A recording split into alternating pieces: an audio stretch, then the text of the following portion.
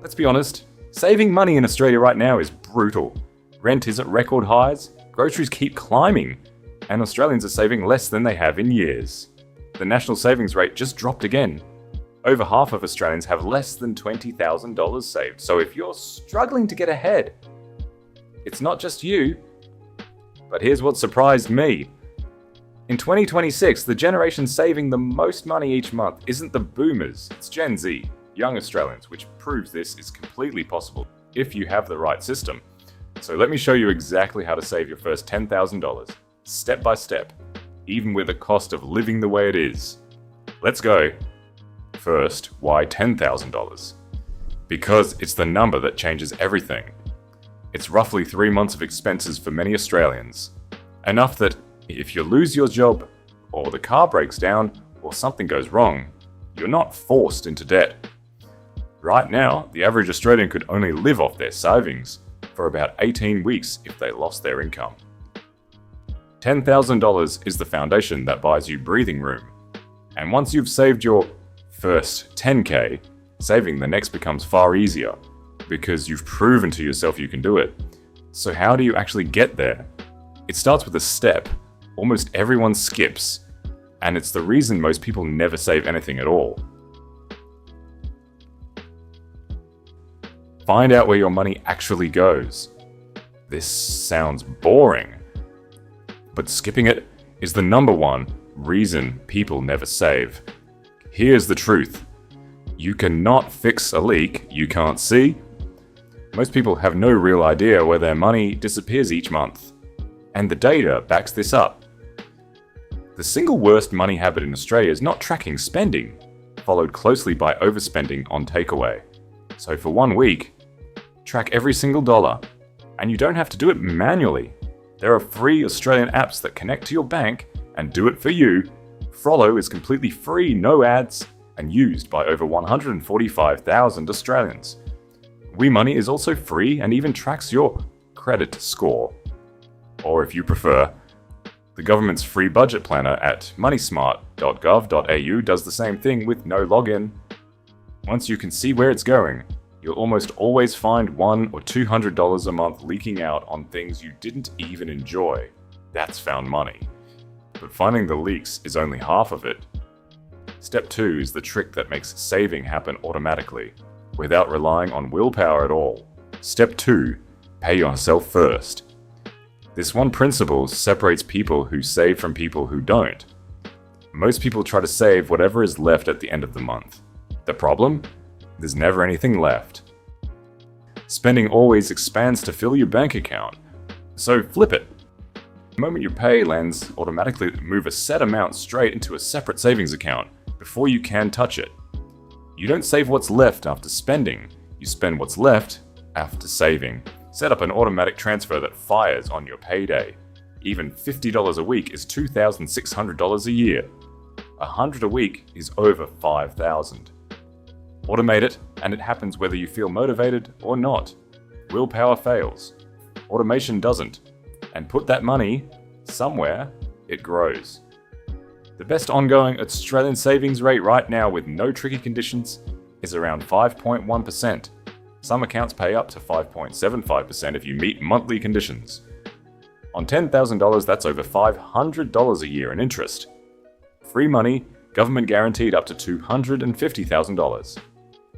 Keep your savings in a separate account from your everyday spending. Out of sight, out of mind, out of reach. Quick recap. Step 1, track where your money goes with a free app and plug the leaks. Step 2, pay yourself first by automating a transfer to a separate high-interest account the moment you get paid. Step 3, and here's what nobody tells you. Everyone obsesses over cutting the small stuff. Skip the coffee, skip the smashed arvo. But the truth is, your daily coffee isn't what's keeping you broke. The real money is in 3 big categories: rent, transport, and subscriptions and bills.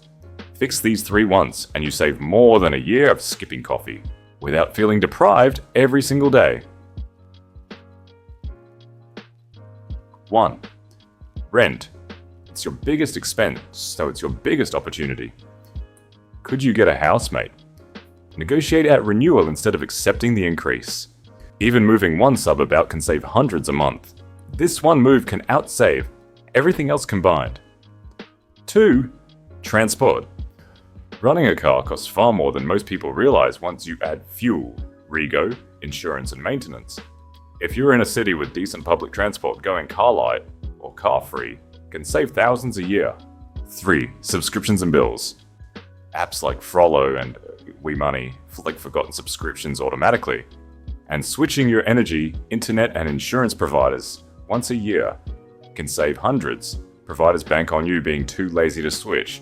Prove them wrong. Now you're saving properly.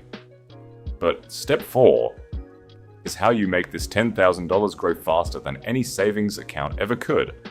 And most people never get to it. Step 4. Widen the gap between what you earn and what you spend. From the income side, cutting costs has a flaw. You can only cut so much. But income has no ceiling. Even a few hundred extra dollars a month sent straight to savings can cut months off your journey to 10K. Ask for the pay rise you've been putting off. Sell the stuff sitting in your cupboard doing nothing. Pick up a small side income. And here's the key. Every extra dollar goes straight to savings, not to lifestyle. And there's genuinely good news this year. From the 1st of July 2026, every Australian taxpayer gets a tax cut worth up to $268. On top of that, there's a new $1,000 instant tax deduction. You can claim $1,000 off your work income at tax time with no receipts required. That's real money back in your pocket. Send it straight to your 10K goal. There's just one final step, and it's the one that decides whether you actually reach 10,000 or give up at 3. Step 5. Make it impossible to quit, because saving $10,000 isn't hard because of maths. It's hard because of motivation. Most people give up around the $3,000 mark, when the excitement fades. So make your progress visible. Use a savings tracker or an app that shows the number climbing. Watching it grow is genuinely addictive. Celebrate every milestone. 2K, 5K. Give the goal a name. Your emergency fund, your freedom fund, your first home deposit, because a named goal is far harder to abandon than a random number. And lean on automation from step 2. When saving happens without you thinking about it, quitting actually takes more effort than continuing. That's the whole secret. The Australians who save 10K aren't more disciplined than you. They just build a system that runs without them. At the start, I promised you a step-by-step system to save your first $10,000. So here it is, simply. 1. Track your money with a free app. 2. Pay yourself first, automatically. 3. Cut the big 3, rent, transport, bills, not the coffee. 4. Widen the gap with extra income and the new tax cuts. 5.